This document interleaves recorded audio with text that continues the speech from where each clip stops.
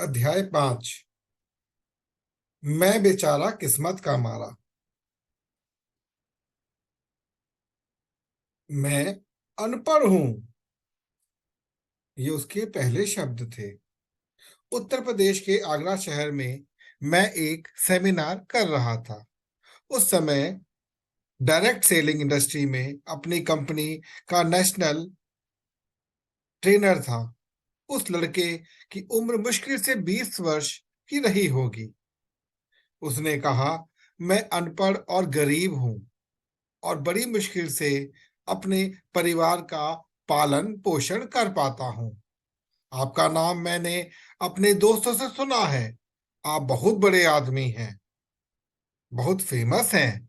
सिर्फ आपको सुनने के लिए मैंने पैसों का जुगाड़ किया और अपने गांव से आगरा तक आया। मैं भी सफल होना चाहता हूँ, लेकिन मेरे हाथ में इस वक्त कुछ नहीं है।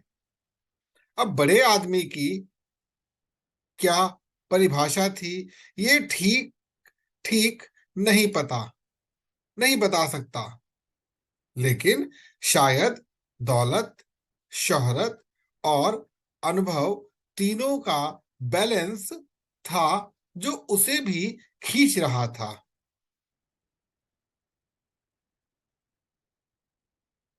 अब उसे भले नहीं पता था, लेकिन मैं जानता था कि मैं भी ऐसी ही स्थिति से गुजर चुका हूं।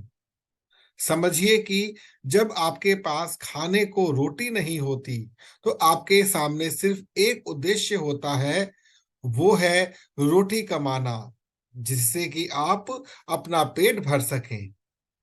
सर, जब भूख सामने होती है तो सपने का चांद नहीं दिखता, बल्कि चांद से भी रोटी दिखती है। उसे जो उस लड़के ने कहा, वह मुझे भीतर तक चीर गया। मैं उसे एक ऐसा जवाब देना चाहता था जिससे उसे मेरे सेमिनार में आने का पछतावा ना हो। वह ऐसा ना सोचे कि मैं सिर्फ हवा में लच्छेदार बातें करता हूं। मुझे उसे यही जवाब देना था, पूरी जिम्मेदारी के साथ, क्योंकि आज अगर उसे गलत दिशा देता तो ना सिर्फ उसकी बल्कि उसके परिवार की भी आगे आने वाली जिंदगी को बर्बाद करता। और यह हमेशा मुझे या मुझ जैसी किसी भी ट्रेनर को ब्रांड समझता, फ्रॉड समझता। एक कोच की हैसियत से मैंने उससे कुछ सवाल पूछे। मुझे एक बात अच्छे से पता है कि जब आप सही सवाल पूछते हैं तो इंसान सही जवाब भी दे पाता है, या कहें आप जवाब निकलवाना लेते हैं, क्योंकि सारे जवाब आपके भीतर ही हैं। बस सवाल सही होना चाहिए। उस वक्त उसकी मदद के लिए पहले वही सवाल पूछने जरूरी थे। मेरा पहला सवाल था, मुझे बताओ, तुम इस दुनिया को क्या दे सकते हो?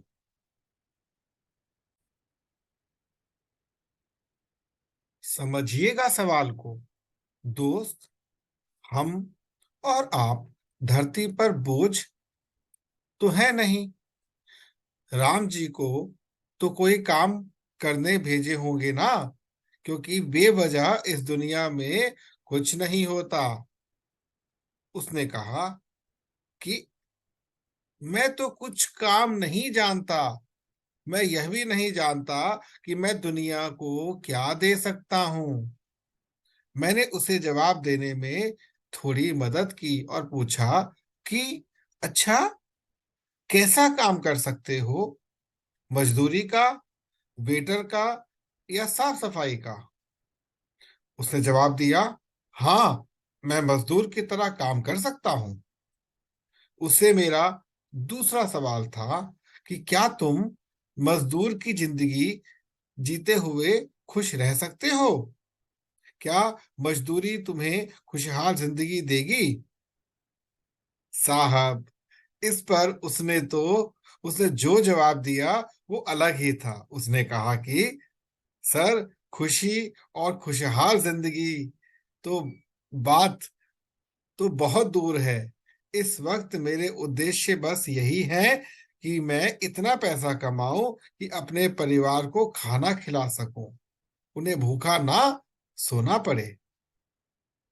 ये बड़ी मुश्किल घड़ी होती है जब कोई दिल खोलकर सामने रख दे, लेकिन मैं रुक नहीं सकता था, मुझे उसकी मदद करनी थी। मैंने फिर सवाल किया, तुम्हें जिंदगी से क्या चाहिए? इस सवाल का पर वो भावुक हो गया। हालांकि जवाब उसने बड़े धैर्य और शांति से दिया।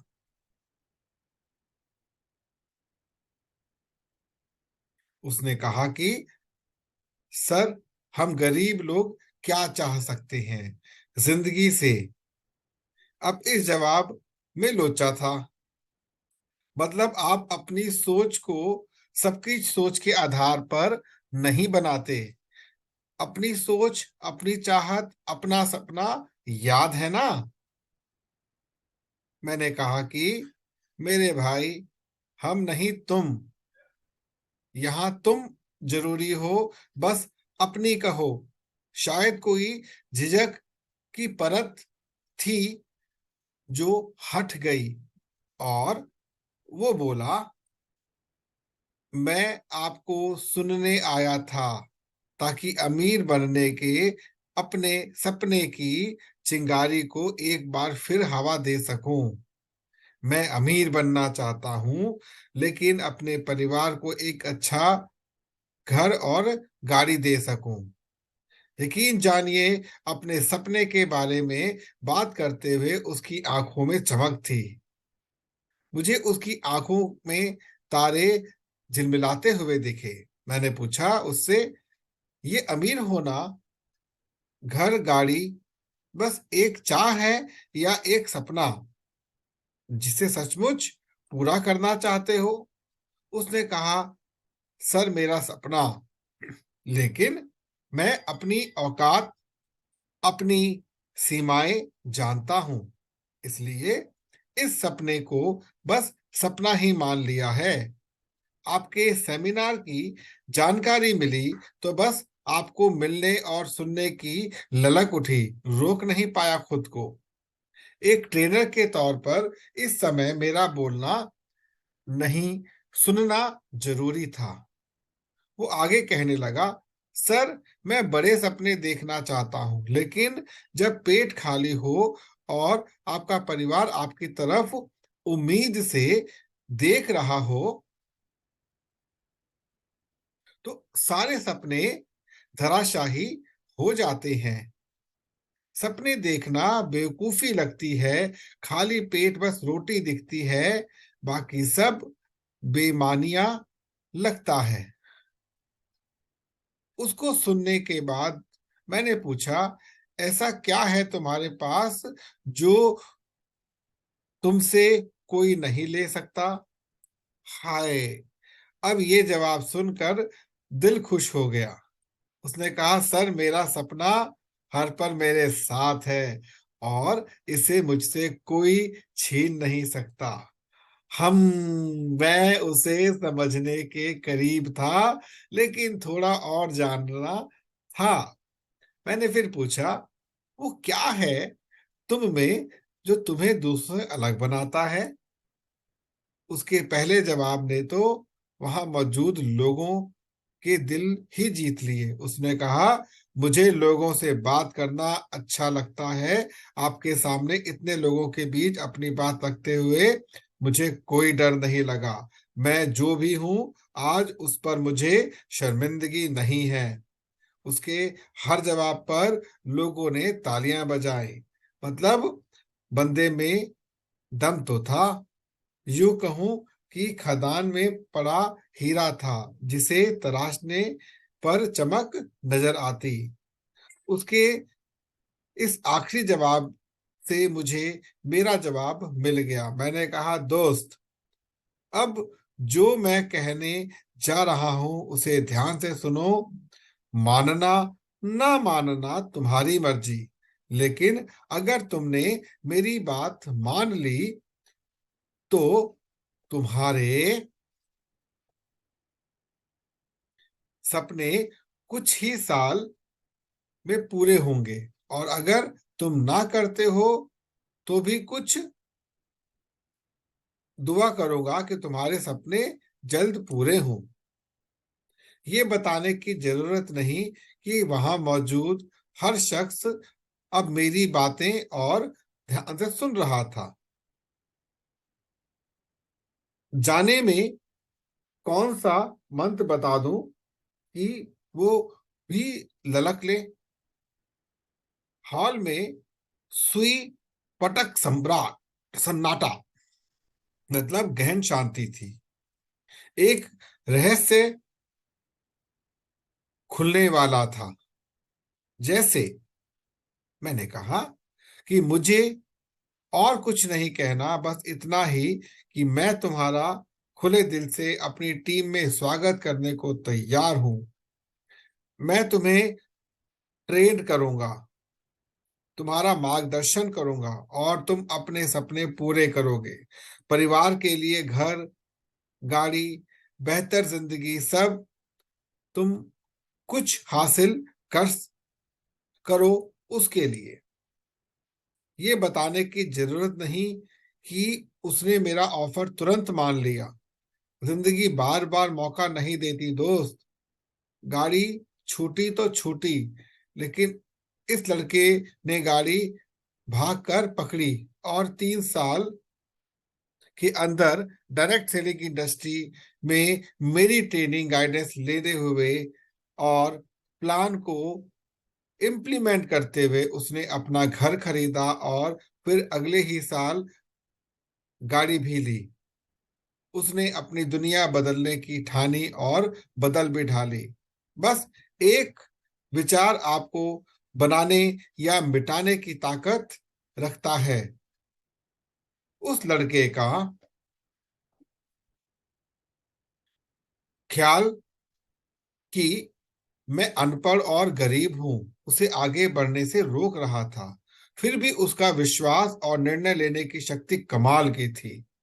मैं यहाँ किसी भी बड़ाई नहीं कर रहा, लेकिन दुनिया में हर किसी को वो एक शख्स चाहिए, वो एक कोच, मेंटर, मोटिवेशनल स्पीकर, कोई भी हो, लेकिन वो जो आपको आपकी छुपी हुई ताकत से मिलवा दे।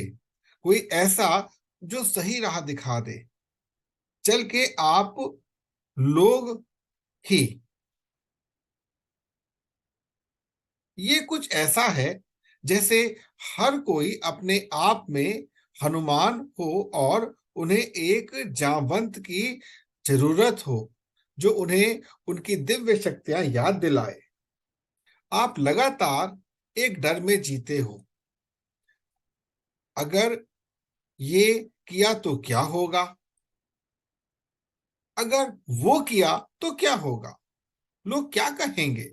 फेल हुआ, नाकामयाबी मिली तो क्या होगा? इतने अगर मगर हैं जीवन में। अगर नौकरी छोड़ दूं तो, मेरे बच्चे को स्कूल में एडमिशन नहीं मिला तो, मैं शादी ही नहीं करूं तो क्या होगा? मेरा खानदान के नाम क्या होगा? डर, डर और सिर्फ डर।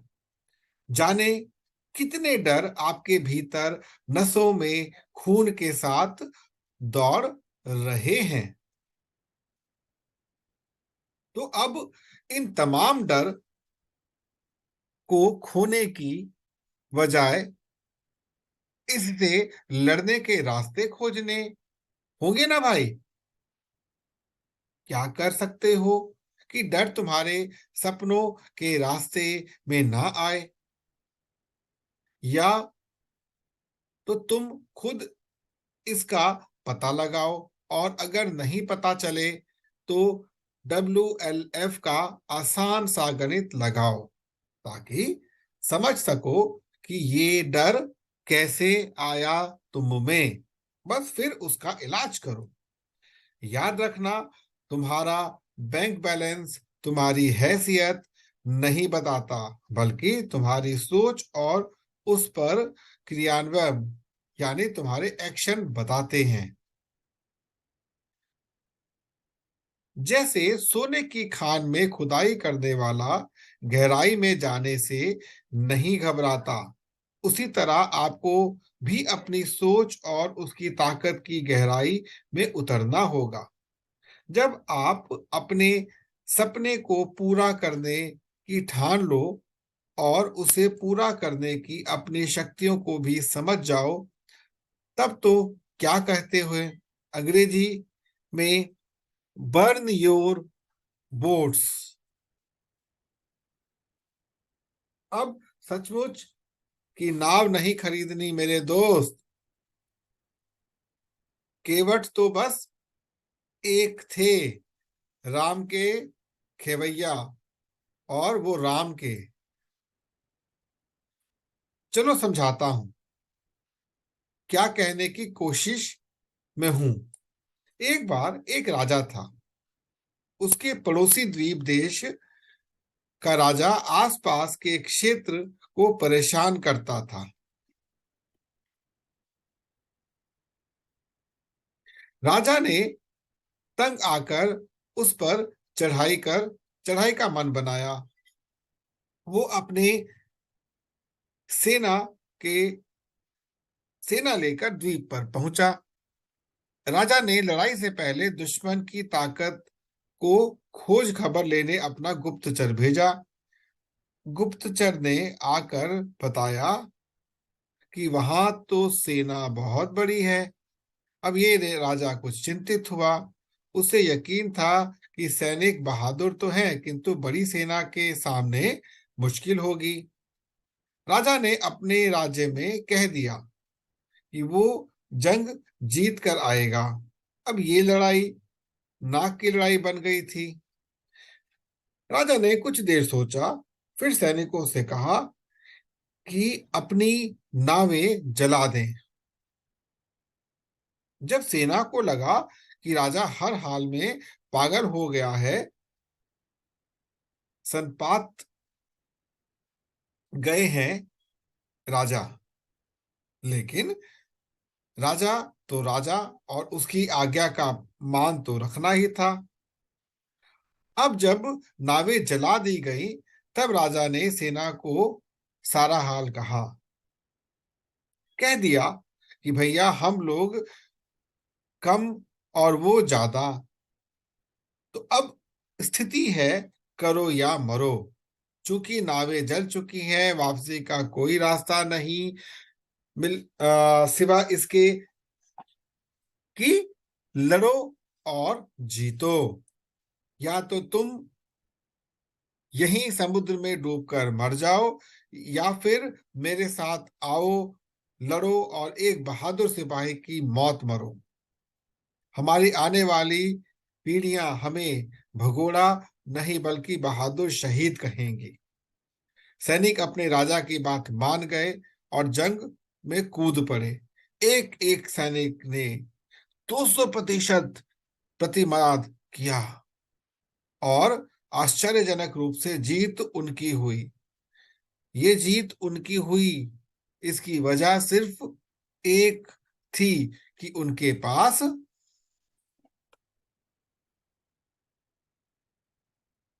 लड़ने और जीतने के अलावा कोई और चारा नहीं था। उन्होंने स्वीकार कर लिया कि चाहे कुछ हो जाए, लड़ना ही है। उनके पास खोने को कुछ नहीं था। अपने नावे वो पहले ही जला चुके थे। मुझे लगता है हमें भी इसी जगह जिंदगी को जीना चाहिए, ठीक इसी प्रकार से। लोगों के पास plan A, B, C, D ना जाने कहां तक होते हैं। एक नहीं दूसरा दूर नहीं, दूसरा नहीं तो तीसरा, इत्यादि। भाई ये नहीं तो और सही, और नहीं तो एक और एक्शन सही, से अच्छा इश्क तो मिलने से रहा। अपने सारे ABCD प्लान हटाकर एक सपने पर ध्यान केंद्रित करो, और ये जरूर समझ लेना, जब तक अपनी सारी नावें जलाएंगे नहीं, करो या मरो की ताकत आएगी नहीं। टाइम पास नहीं करना है यारा, इश्क करना है, तो उस एक से एक को ढूंढो अपने लिए। एक बड़ा सपना देखिए और उसे अपने जीवन का लक्ष्य बना लीजिए। छोटे ऑप्शन या प्लान पर फोकस ना करें, अपनी दृष्टि लक्ष्य पर रखिए। छोटी मोटी बातें नजर ही नहीं आएंगी। अगर कोई ऐसा लगे कि आप अपने सपने से भटक रहे हो, तो अपने लिए बहुत सारे अलार्म सेट कर लेना। आप यकीनन अपने सपने की तरफ बढ़ते चले जाएंगे। तो मित्रों, यहां से हमारा अध्याय 5 समाप्त होता है। मुझे आशा है कि आपको ये अध्याय सुनने में काफी रोमांचित किया होगा, लगा होगा आपको। मित्रों, इस पुस्तक को जितना आप आगे पढ़ते चले जाएंगे, सुनते चले जाएंगे, उतना ही आपको आनंद आएगा। मैं तो एक ही बात कहूंगा कि इस पुस्तक को आप अपने पास सदैव रखें, और यदि आपको ये पुस्तक अपने पास रखनी है तो खरीदना तो होगा। खरीदने के लिए कहीं आपको जाने की जरूरत नहीं, यहीं पर डिस्क्रिप्शन में लिंक दे रखा है, उस लिंक पर जाइए, क्लिक कीजिए, आपको सारा डिटेल मिल जाएगा। तो मिलते हैं अगले अध्याय पर। धन्यवाद, नमस्कार।